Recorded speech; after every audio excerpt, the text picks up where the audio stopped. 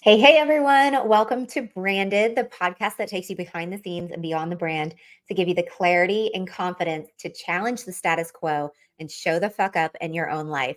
Inside this podcast, you will learn to pair intuition with strategy, feeling with tactics, and trust with action. I'm your host, Sarah Glenn, and today we are talking about get out of the people pile.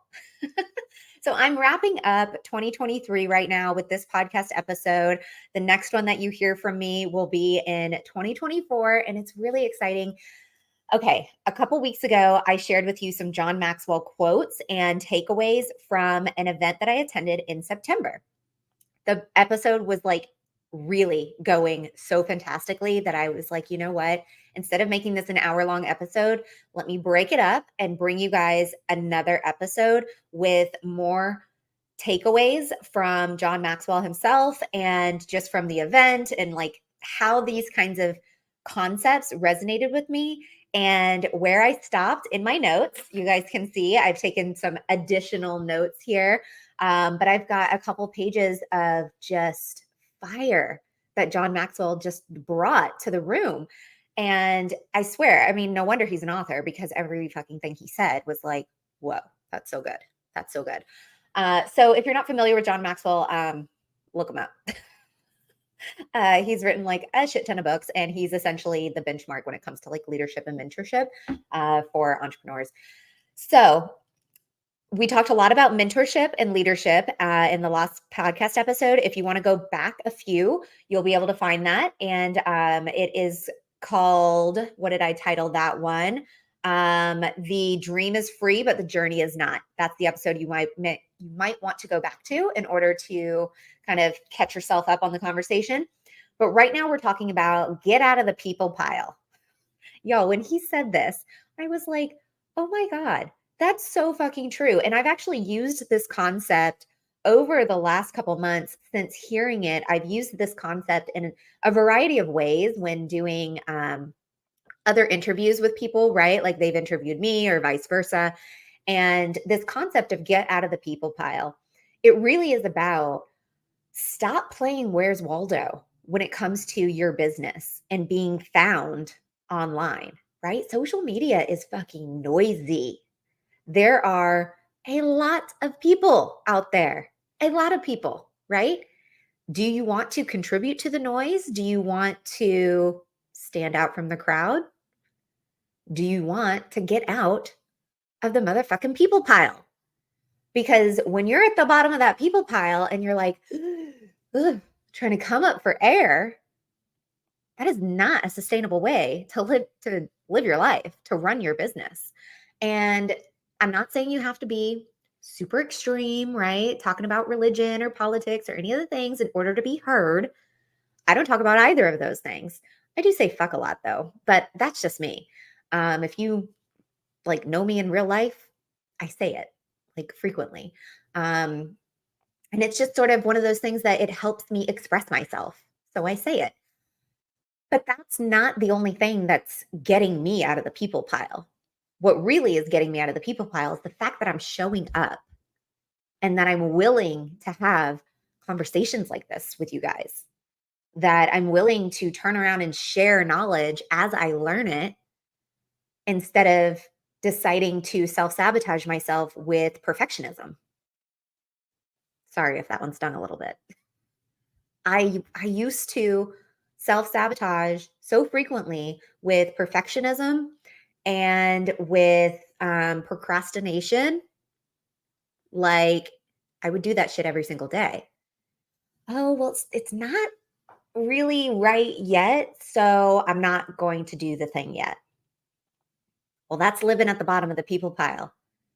So a couple concepts from his conversation that he had during his like keynote speech with us was, when you're going to show up to mentorship, to coaching, to paying somebody to be your coach and your mentor, right? Don't show up to those instances unprepared, right? Show up ready to ask questions. Show up having done some research on the mentor that you've hired and having asked them some questions, which I mentioned this in the last podcast episode that I told you to go look up, The Dream is Free, but the Journey is not. I mentioned this in that episode. When you find a mentor you want to work with, ask them who they know that you should know. That's going to hyper speed your success because it's going to get you surrounded by more people that are finding the success that you desire. This is the same concept, right? Don't show up to mentorship unprepared. Be ready to stretch yourself. Be ready for the growth that is literally being handed to you saying, here's growth. Do you want it? Do you want to take it? A lot of times people don't. They're scared to, and no judgment. I mean, I'm scared of growth sometimes too, but then I also remind myself, what's scarier? Being exactly where I am right now, a year from now, living the same day over and over and over again, or stepping into something that's a little unknown, but that I also really know that I want, and doing some hard shit that gets me there. You have to separate yourself from the people pile, and you have to ask questions and be bold about it, right? John Maxwell, he says, do more than others do, right? And it's not always about being the biggest overachiever in the room. It's about being willing to step into those uncomfortable moments, to have some courage before you have confidence. Going live, right? If you are building a business online, how many times have you been told that you need to go live? Probably more than once. And probably more than once, you're like, no fucking way, I don't want to do it. It's scary. And hey, you know what? It is a little scary. I still get a little bit like heart racing a little when I'm ready to go live. But what I have determined for me that works the best for me, right? You have to decide what your own journey looks like.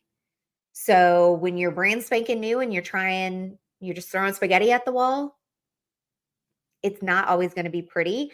But what you really have to determine when you're in that phase is the feedback. What's working? What isn't working?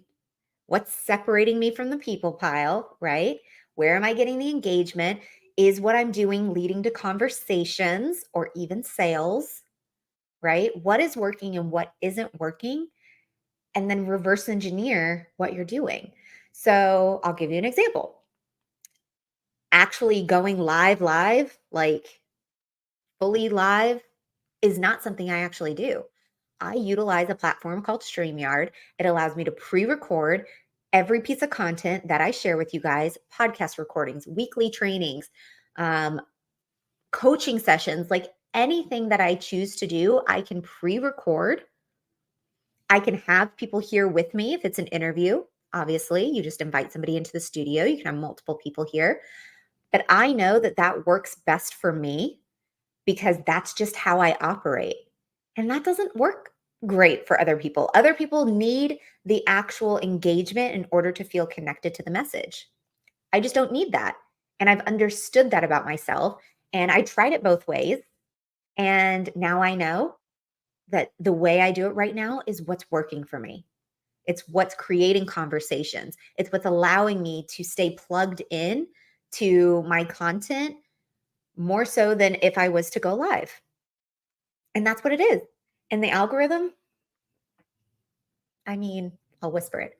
Fuck the algorithm. Like, you show up in the level of consistency that works for you, that will win every time. Somebody else's version of consistency is not what you need to look for. I'm getting a little off topic here, but it is still very, very much in the vein of get out of the people pile. You don't have to do what other people are doing. If something is working for somebody else, awesome. Awesome.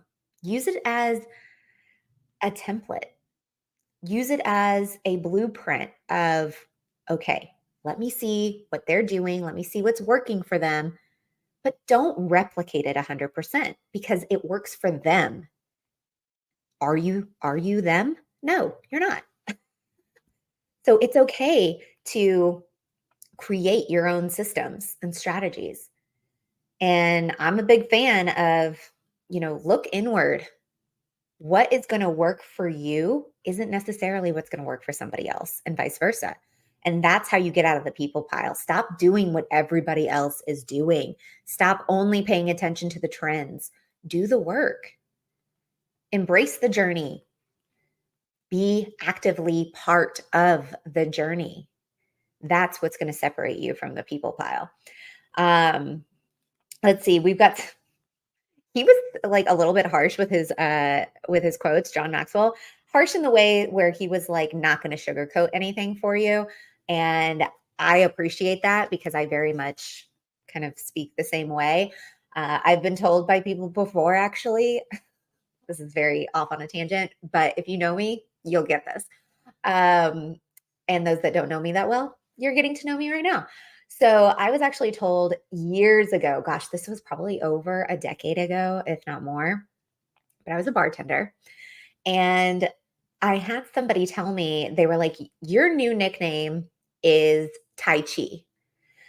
And I was like, why? I don't know enough about Tai Chi to understand why that would be my nickname, right? Um, it's not my ethnic origin or anything like that. So I was like, what? I don't get it. And he had told me, he goes, no, your nickname is Tai Chi because it's one of those like modalities that it seems very calm and embracing, and just it has this sense of calm about it, right? But sometimes you say things in such a direct and honest manner that it like cuts through like a knife. And apparently Tai Chi can do that, right? It looks very calm and like dancey, but you could like kill somebody if you really were, wanting to. And so for the longest time, I had the nickname of Tai Chi because it was like I sound, I bring a very calming presence, but I also have the ability to cut through and go for the jugular, I guess. And so I really could appreciate whenever John Maxwell did these things on stage because he's talking to like, I think there was probably 500 some odd people in that room. And I guarantee he probably offended a couple of people, but he's not there to like for everybody, right? He's there for the right people. And that's in general a message you should take away, especially if you're building a business online. You're not for everybody. That's a good thing. But one of the quotes he said whenever he was up there, he was like, if you don't have the time, and then like insert whatever, right? If you don't have the time to do the work, if you don't have the time to invest in yourself, if you don't have the time, then just go lose. I was like, oh shit. He just said that. If you don't have the time, then go lose. It will affect nobody else, right? In the same regard that it will affect you. You will just lose because you won't be putting in the work to win. And it's like, it's so simple. If you want a result, you have to put in the work to get the result. And that's with anything, your relationships, your business, your health. If you want the result, you have to put in the work. So if you don't have the time for it, then you're not going to have it. Quote unquote, John Maxwell, you're going to lose. He crushed it with some of these quotes. Let's see, what's another one he has? It's harder to go from excuses to success than from failure to success. I mean, hello. Yeah. Excuses will, oh my gosh, you could say excuses till you were blue in the face and you will never find success out of those excuses. But the more you fail, the more you learn. That's where success comes hand in hand. And I'm going to jump ahead because this reminds me, he said something about like a peanut butter and jelly or something. I know this sounds really weird. Oh, yeah, here it is. Okay. Success and failure are a match. We're told to separate the two, and there's no truth in that, right? Every day we win a little bit, and every day we lose a little bit. So instead of separating success and failure, understand that they come as a packaged deal. Clearly, he did not say peanut butter and jelly. I just thought that in my head when he said that success and failure are a match. I clearly thought success and failure go together like peanut butter and jelly. Well, they do. They go together. They are a pair. You cannot have one without the other. Because if you continue to fail and you continue to learn, you will inevitably find success. You will inevitably do the thing you're trying to do better. And if you're finding success, you will absolutely fail along the way. And like, seriously, everything he said was so simplified. And I think that's what made it so profound, because sometimes we overthink the shit out of things. I'm guilty of that. 100%. I overthink stuff all the time. And I have to tell myself, Sarah, cool it. It really doesn't have to be that complicated. And this is a prime example, you know? And so he had a couple examples of this, like how success and failure are a match, right? So failure will bring you humility, right? It kind of brings you back down to earth, and you're like, okay, all right, so I gotta readjust. So it brings you a little bit of that humility, like, all right, you're human and you fuck up every now and then, and that's okay. On the other hand, success will bring you resiliency. Who here has found success in anything, right? Your relationship, your work, your just personal life, whatever. In order to retain that success, would you not agree you have to have resiliency? You have to. You have to have dedication. You have to have discipline. It's if you want to keep it, you have to maintain it. It doesn't happen by accident. Just as you didn't get there by accident, you're not going to keep it by accident either. And success and failure, they complement each other, and they keep this like symbiotic balance between the two. It's like that's, like a seesaw, right? Success and failure, they're always there, and they're always keeping each other in balance. It's the yin and the yang, right? There's always an opposite reaction to every action, such as success and failure. Um, and then he goes on to say that success in and of itself, whenever it's on its own, right? Someone's just full blown in their success. They have no humility around it. They're just like, blowing everybody off, saying, whatever, I'm successful. I ain't got time for that. There's no humility, right? That kind of version of success it's what separates people. And you really want to be cautious to not surround yourself by people that are like that. But the moment they find a level of success, they're like, I ain't got time for you anymore. No, they're not going to keep that success, especially if they're acting that way, right? Because as we know, success takes resiliency, and it also takes humility. And you don't want to separate people, right? Do you want people to just be fans of you? Or do you want people to be a friend of yours in the sense of like they trust you?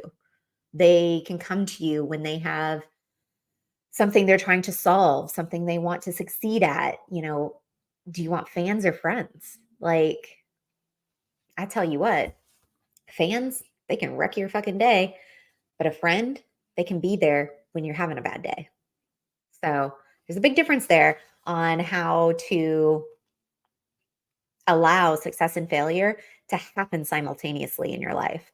And honestly, I have to remind myself of this like every so often when something is feeling hard and it just isn't happening as easily as I want it to. Like maybe I think something's going to take me an hour and then it takes me 5. And I'm just like, oh my God, what is going on? Why is this taking so long? I have to remind myself, like, it's more than likely because I'm not allowing the failure to simply exist, flow through me, and then disappear.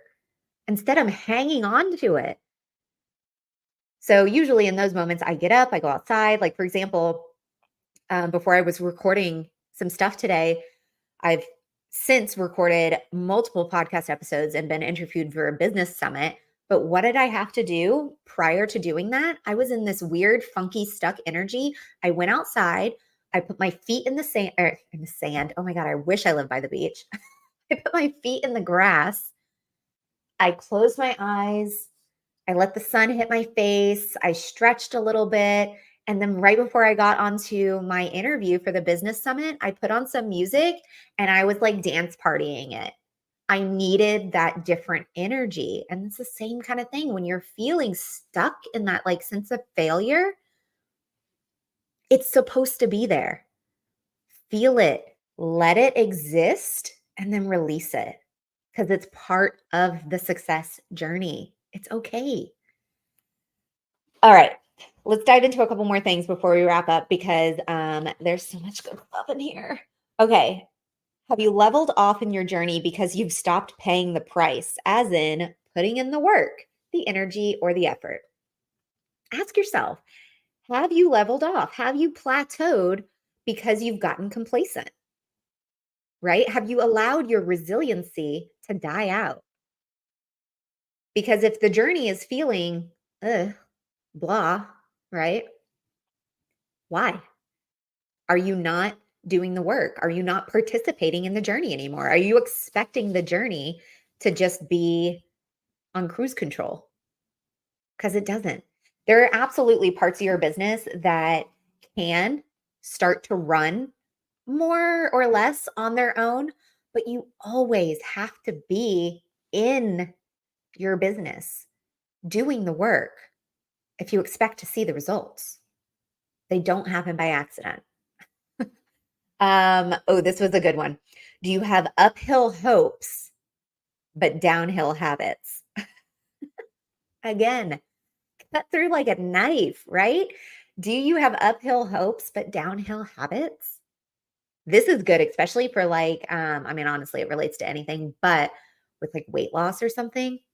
Y'all, a couple years ago, before I got into a much better regimen and had lost all the weight that I needed to lose, I had some downhill habits and some uphill hopes. I tell you what, I still saw myself as, the competitive gymnast that I was. Like in my mind's eye, I was a fit, healthy person. But when I looked in the mirror, I was like, holy shit, I am wearing clothes sizes bigger than I've ever worn.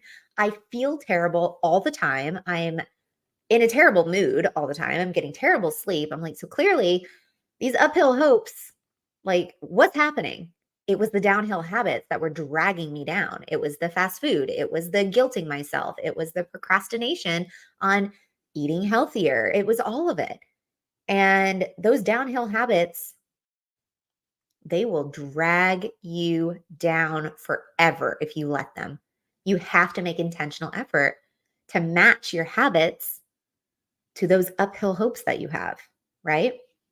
And it's not easy all the time, like most of the time. It's not easy. It's pretty simple, but it's not easy. And I know you hear that a lot, especially if you're building a business online. Oh, this is a good one. Okay, another quote of his. I use this actually in my content relatively recently, I think. But if you're drifting, you'll be surprised by your destination. If you're climbing, you know exactly where you're going. It made me think of why did I just lose the title of this movie? Castaway. Okay. That's like, what is Wilson? Um, it made me think of this movie whenever he said this quote. If you're drifting, you'll be surprised by your destination. And if you're climbing, you know where you're going. Like, you have to be intentional about the direction that you're taking yourself every single day, right? And this quote goes hand in hand with the uphill hopes, but downhill habits. If you have downhill habits, that's the direction you're climbing is downhill. So don't be surprised when you get to the bottom instead of the top, right? If you're drifting, you'll end up somewhere and be like, how the hell did I get here? But if you have intentional effort and awareness around your actions and what you're doing, that climb, that journey, that work, that energy that you're putting in, that's where, I mean, you can find really beautiful things along the way. Yeah, you're still climbing and it's still a little bit hard, but man, can you find some really cool shit along the way, right? Because you're paying attention, paying attention. And then let's see. This is a good one. Let's circle back to success. Success is a bad teacher. It makes people think they can't lose. So good, right? And again, I know if you listen to the other podcast episode we had earlier in the month, I told you guys that I would put these quotes in the show notes for you. I'll do the same thing with this part of the podcast, because these are fantastic quotes that you can turn around and you can go live about, that you can educate your community on, you can send an email about, you can just create content around. You could even reach out to John Maxwell himself and be like, hey, I heard this quote of yours on Branded the Podcast. It was so good. Thank you so much for saying that. Like, thank you for bringing that awareness to me. Oh, wow. Look at that. I lost power on my light if you're watching this on YouTube or Facebook. Nothing goes perfectly, right? What did I just say? Success is a bad teacher. It makes people think they can't lose. Prime example, my light just goes out, right? This sucker doesn't last more than a couple hours. And this being on and working and everything, it can make you feel like you can't lose, but you really can.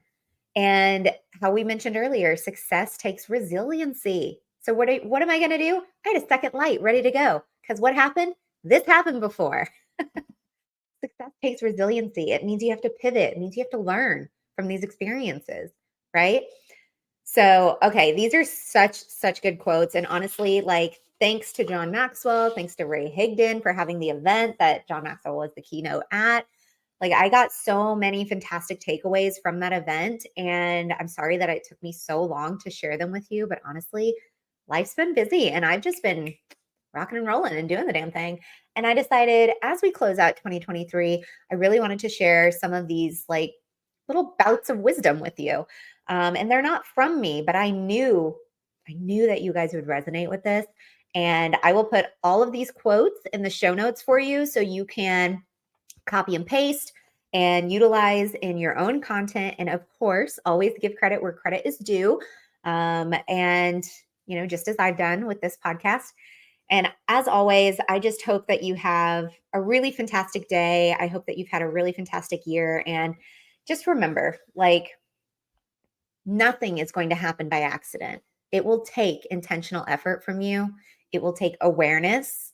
It will take resiliency. It will take failure. Don't be afraid of it. Let it all happen. It is all part of the journey, right? So actively participate in the journey, you guys, because it's there for you. It's there on purpose. And you're here on purpose. And I just love you so much for it. So go ahead and rate and review the podcast wherever you like to listen. This really helps me continue to bring you these episodes and continue to level up Branded the podcast and Social Jane Media, as a whole. So if you do rate and review the podcast, send me a screenshot of your review and I will get you a free training just for me that I made specifically for people that rate and review the podcast, because I so appreciate you. And I just appreciate you being here. So until next time, I'll see you. Thank you so much for listening to Branded, the podcast. Please rate and review. And for more information, visit socialjanemedia.com. I'll see you soon.